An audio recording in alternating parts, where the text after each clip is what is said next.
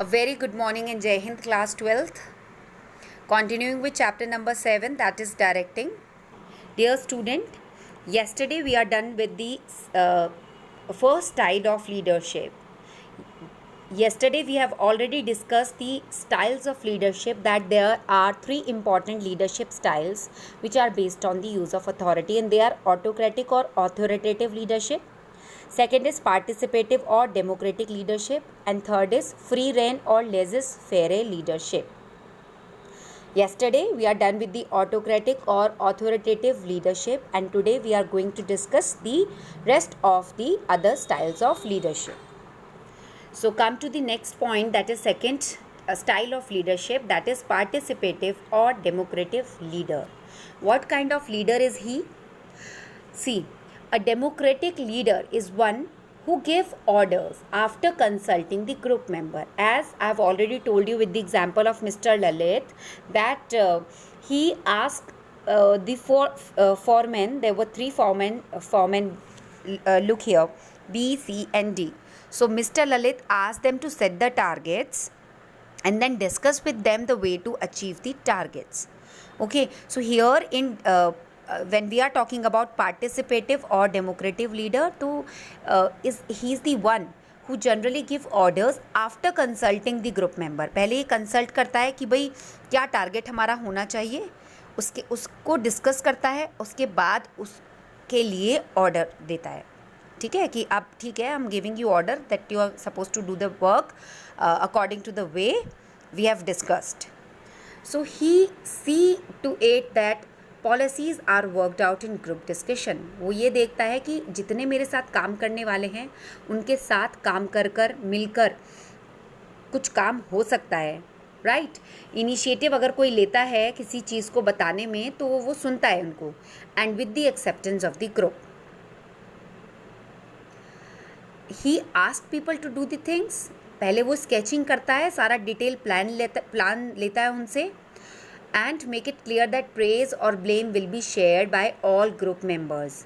फिर उसके बाद वो क्या करता है, पहले डिटेल प्लान लेता है, ओके, उस प्लान को ऑपरेट करने के लिए कहता है उसके बाद में, और ये क्लियर होता है इसमें कि अगर काम अच्छा हुआ, टारगेट्स पूरे हो गए, अचीव कर लिए, तो वो प्रेज मिलेगा तो वो पूरे ग्रुप को मिलेगा, और ब्लेम होगा अगर काम उस अकॉर्डिंग नहीं हुआ जो डायरेक्शन सेट किया था तो ब्लेम मिलेगा, तो वो पूरे ग्रुप उसको बियर करेगा. His decisions are not unilateral because they arise from the consultation with the subordinates of group members. उसके डिसीजन कब लेता है वो पहले कंसल्ट कर लेता है अपने सबॉर्डिनेट्स के साथ कि क्या टारगेट होना चाहिए, और डिस्कस करता है कि हम उस टारगेट को अचीव कैसे करेंगे. ठीक है, so that is why we can say there is free flow of communication in the organisation. जैसे कि ऑटोक्रेटिक लीडर तो सिर्फ इंस्ट्रक्शंस देता है, ऑर्डर्स देता है, बट यहाँ पर पार्टिसिपेटिव लीडर बाकी ग्रुप मेंबर्स को इनिशिएट करता है कि वो आगे आकर कंसल्ट करें, डिस्कस करें, और उसके बाद वो ऑर्डर देता है. Right, unlike N autocratic manager who controlled through the official authority. उसके पास अथॉरिटी होती है, ऑटोक्रेटिक लीडर के पास अथॉरिटी होती है, वो किसी भी टाइम किसी भी एम्प्लॉय को ऑर्डर दे सकता है, इंसिस्ट कर सकता है कि उसको फॉलो किया जाए. राइट, बट यहाँ पर participative manager exercise control mostly by using forces with in the group. वो पहले ग्रुप से डिस्कस करता है और उसके बाद चीज़ों को एक्सरसाइज करता है. What are the features of participative or democratic leader? See, this is a diagram. This is the leader, participative or democratic leader. There are the foremen B, C, D and E. He is discussing with each and every member of the group, of this group. L is the leader here, and he is discussing each and everything with the foremen. So the democratic leader gives order only after discussing, only after consulting the group, और उसके बाद policies पे workout करता है, वो भी group की acceptance लेकर कि आप इस तरह से काम करेंगे तो इस अच्छी टारगेट को हम अच्छे से अचीव कर पाएंगे. He favour decision making by the group. He never ask people to do things without working out the long term plan on which they are working. वो आगे तक के लिए सोचता है कि आगे तक हमें कुछ करना है, कोई काम करना है, उसका टारगेट सेट करना है, उसको अचीव कैसे करना है, वो ये सब चीज़ें सोचकर और फिर डिसीजन लेता है जो उसको सही लगता है, because he is the leader, ultimately he is the leader. But after consulting each and everybody, long term सोचकर, लॉन्ग टर्म प्लान के बारे में सोचकर वो तब कुछ वर्क करता है start. Using this style of is of mutual benefit. इसमें फ़ायदा तो अल्टीमेटली एल का ही हो रहा है, लीडर का ही हो रहा है। And it allow the subordinate to become the part of the team. बाकी लोगों को क्या लगता है, they are the part of the team, और वो लीडर को हेल्प करते हैं ताकि वो डिसीजन ले सके और ऑर्गेनाइजेशन का ऑब्जेक्टिव अच्छे से अचीव कर सके। कोऑर्डिनेशन रहता है परफेक्ट टीम में। यहाँ तो ये लोग अपने अपने आप को प्रूव करना चाहेंगे अपने लीडर के सामने कि बॉस ने काम दिया है, मैं अच्छा करूँगा तो बॉस शायद मुझे प्रेज़ करेंगे। बट यहाँ पर डिफरेंस ये होता है, अगर अच्छा काम होता है तो सबको प्रेज़ मिलता है, और अच्छा नहीं होता है तो वो सब बियर करते हैं ब्लेम।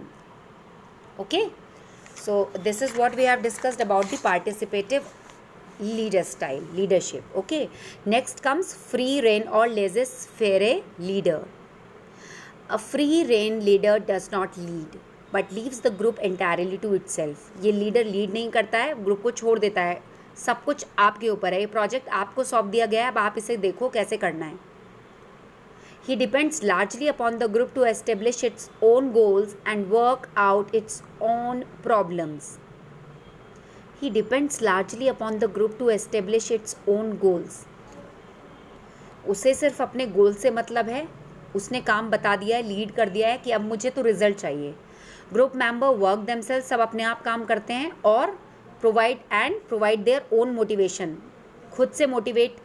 लीडर का काम उन्हें मोटिवेट करने का है, बट वो काम अपने आप खुद से करते हैं। Leader serve as a contact man with the outsider to bring for his group the information and resources.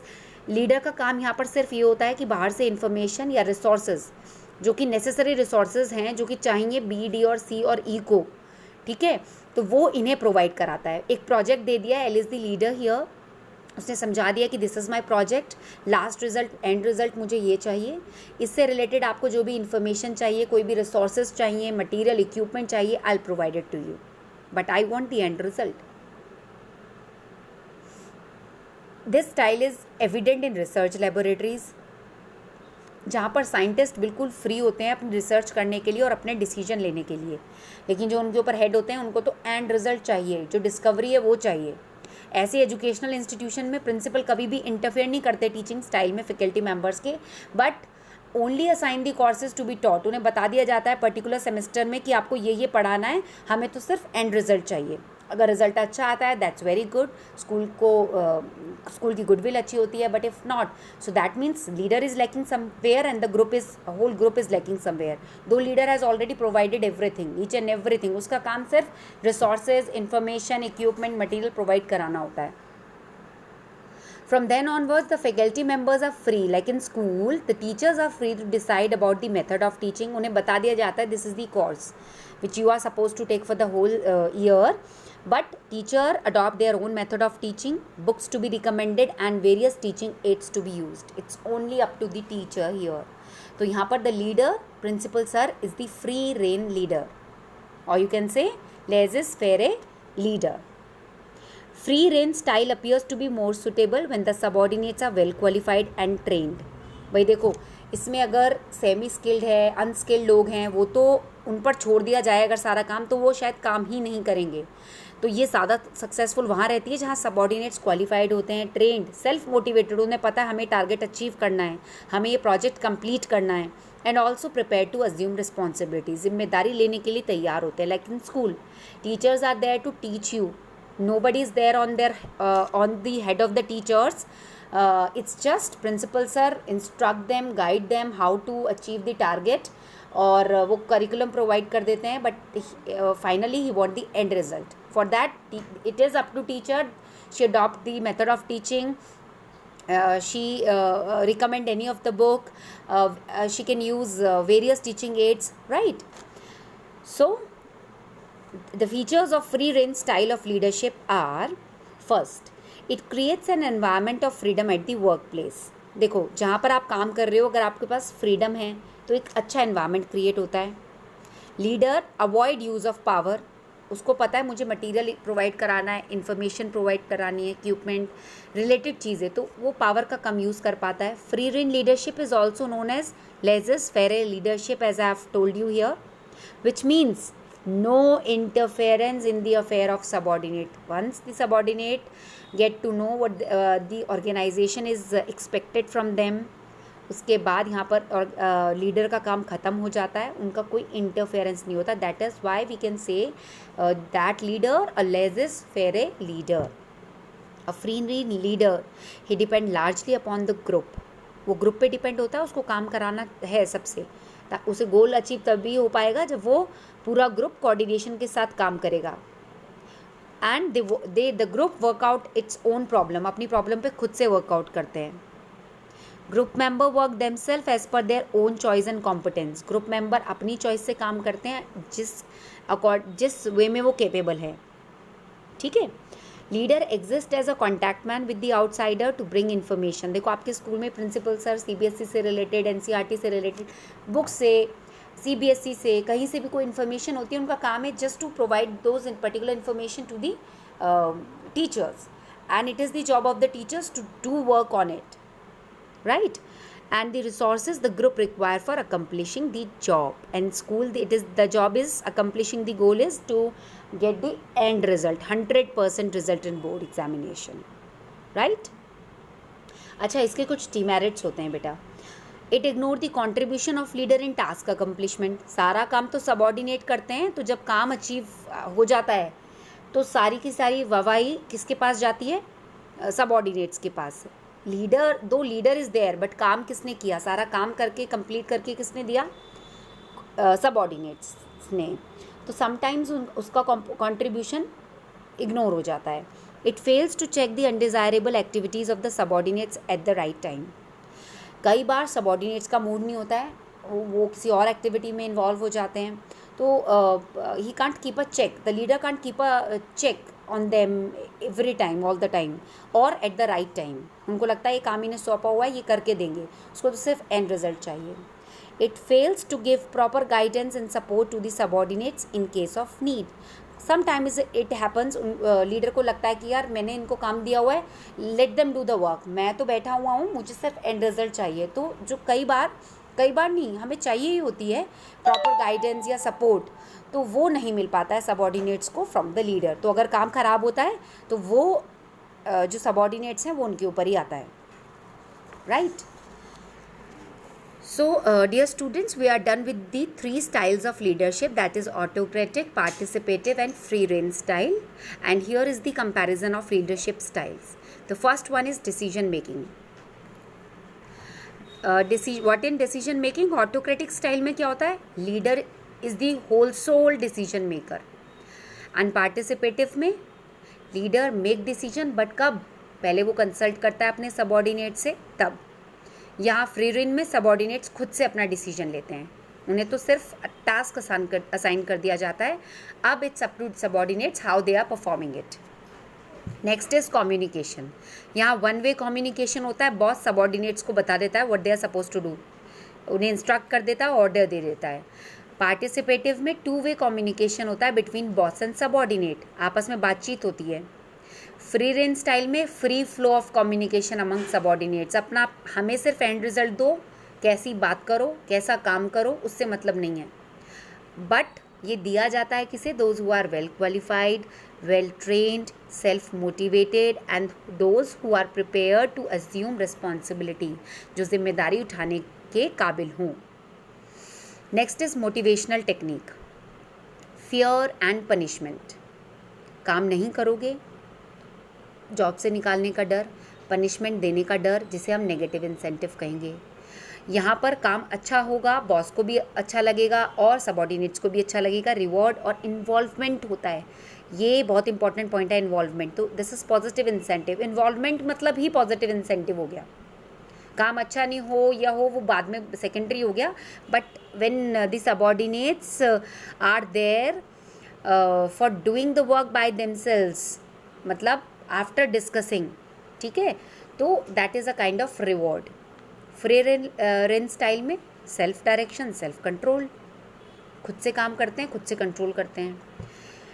Here needs of subordinates autocratic में केवल साइकोलॉजिकल और सेफ्टी नीड्स अकम्प्लिश हो पाती हैं, एंड पार्टिसिपेटिव में ईगो नीड, सबको पता है कि हमें रिकॉग्नाइज किया जा रहा है, अच्छा काम करेंगे तो प्रेज किया जा रहा है, और फ्री रेंज स्टाइल में सेल्फ एक्चुएशन नीड पूरी होती है, कुछ नया कर गुजरना। आप जितना अच्छा करोगे तो आपको आपकी तारीफ़ की जाएगी, आपको कॉम्प्लीमेंट किया जाएगा, आपके काम को देखा जाएगा, क्योंकि आपको आपके ऊपर सौंप दिया गया है सब कुछ, तो you can do anything here. Next is initiative of subordinates. No scope for initiative and creativity. I style, मैं, leader is the whole sole decision maker, this is I, वो जैसा कहेगा वो होगा। पार्टिसिपेटिव में स्कोप फॉर इनिशिएटिव, आप आगे बढ़कर आएंगे, अपने डिसीजन देंगे, सजेशंस देंगे, दैट इज़ वी, लीडर और सबॉर्डिनेट मिलकर काम करते हैं। Here full scope for initiative and creativity, पूरा स्कोप है। You style, it's up to you, आप जैसे भी करो काम करके दो। ओके, तो इनमें तीनों में ये डिफरेंस है। यहाँ पर तो इनिशिएटिव सबॉर्डिनेट्स का रहता है आई, जैसा मैंने कहा ऐसा होगा, हम मिलकर करेंगे, आप करो। Focus, task oriented style, task दे दिया उसे अकम्प्लिश करो। पीपल ओरिएंटेड स्टाइल, लोगों से इनिशिएटिव लिया गया, सजेशंस लिए गए। पीपल ओरिएंटेड स्टाइल, सेम, लोगों को कहा गया, पीपल को, that you do according to your style, it's just we want the end result, so they focus on people, they also focus on people, they take suggestions and consultations from the subordinates. Here task is being given to the subordinates. Okay, next topic is after the styles of leadership, that is concept of communication, right? What is communication? It is being derived from the Latin word communis, जिसका मतलब होता है common, जिसका मतलब है if a person communicate with another he establish a common group of understanding. This is a Latin word derived from the Latin word communist, जिसका मतलब होता है कॉमन, मतलब अगर कोई पर्सन किसी दूसरे पर्सन के साथ कम्युनिकेट करता है, वो एक कॉमन ग्रुप, एक अंडरस्टैंडिंग एस्टेब्लिश करता है। So the process of communication is exchange of facts, ideas, opinions, emotions by two or more person to create common understanding. Class में भी ऐसा होता है ना, आपकी फ्रेंडशिप किन्हीं दो से ज़्यादा होती है, बाकी लोगों को जिन्हें आप पसंद करते हो, जिनके साथ आपके फैक्ट्स मिलते हैं, आइडियाज़ मिलते हैं, ओपिनियन, इमोशंस, फीलिंग्स मिलती हैं, आप उन लोगों के साथ ग्रुपिंग कर लेते हो, दैट इज़ कम्युनिकेशन।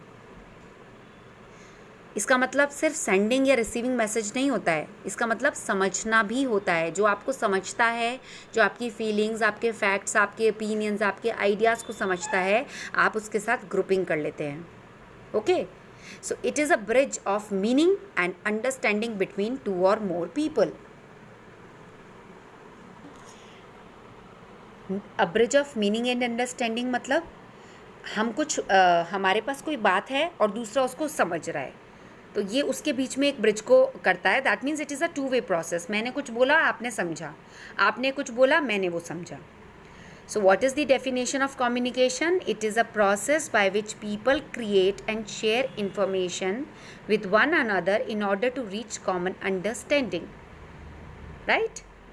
हम अपनी बात दूसरों तक पहुंचा रहे हैं, दूसरा समझ रहा है, और दूसरा अपनी बात हम तक पहुंचा रहा है, हम समझ रहे हैं, that is communication. Simply it is a two way process.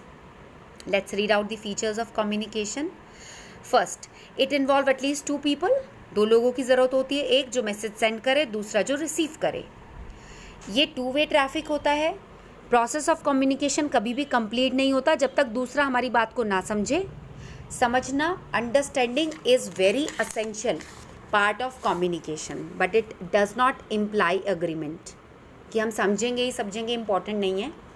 आज मैं कुछ पढ़ा रही हूँ, हो सकता है आज आपको समझ में ना आए, सो दैट मीन्स यहाँ पर कम्युनिकेशन प्रॉपर नहीं है, हमारा जो तालमेल है वो ठीक से नहीं बैठा है। And if you are getting the things properly and then I getting you, I be able to get you, that means we can create a group. Next, the basic purpose of communication is to create an understanding in the mind of receiver. वही बात हो गई, receiver को समझ में आना चाहिए कि हम क्या कहना चाहते हैं। So it may take several forms like order देकर, आपने ऑर्डर दिया, दूसरे ने सुना, इंस्ट्रक्शन दिया, दूसरे ने समझा, रिपोर्ट, सजेशन, शिकायतें, observation. The message may be conveyed through word spoken और रिटन और गेस्टर्स. आप बोलकर, लिखकर या एक्सप्रेशन से बता सकते हो, कम्युनिकेट कर सकते हो. But it is incomplete if the person right in front of you is not getting the things, is not able to understand you.